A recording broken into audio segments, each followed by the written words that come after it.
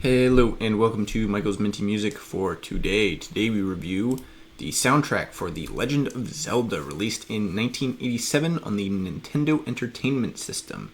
This soundtrack is available on the Nintendo Music app, along with the soundtrack for the version for the Famicom Disk System, released in 1986 in Japan. The two versions have the same tracks. They do still sound different though, because of different hardware, and most of the NES tracks are shorter. I'll be reviewing both in this review since they're basically the same, but they do have differences due to hardware.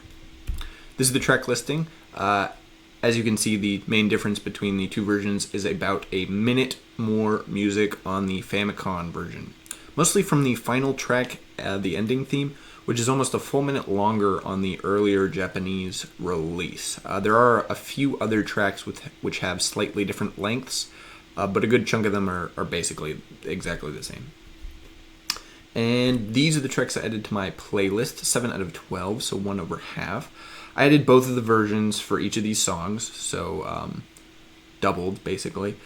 The songs are pretty much the same between the versions. As I mentioned, they only sound different due to difference in hardware, although there's some slight arrangement differences, I think.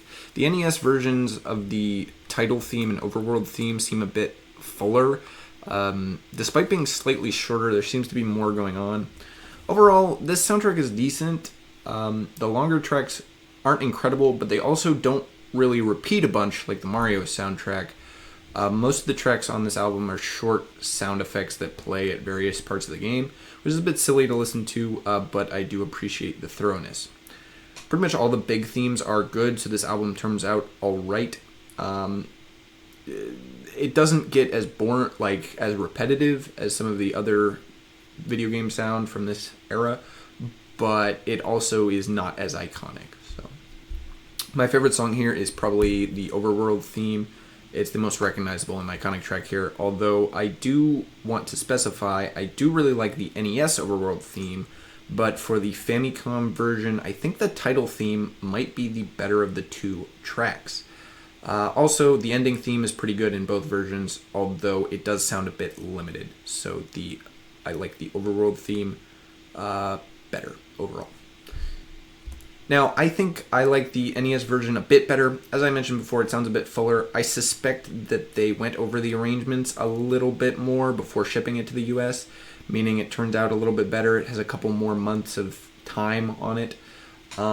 Still, the two albums literally have the same songs on them, so it's basically neck and neck. These are almost the exact same.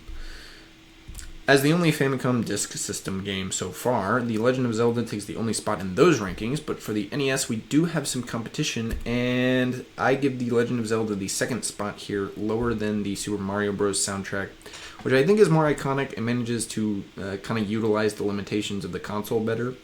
Still, The Legend of Zelda is definitely better in terms of not being annoying after hearing it for hours, so it's definitely got that going for it, but still I think the Super Mario Bros. Soundtrack is definitely the superior one of the two.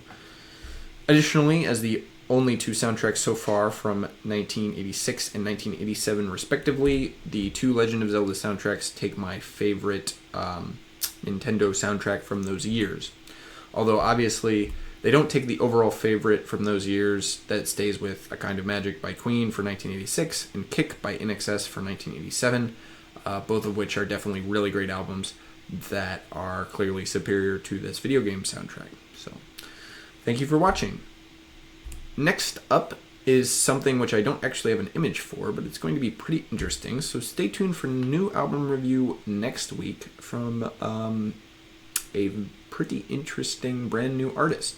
So stay tuned for that, and as always, stay minty.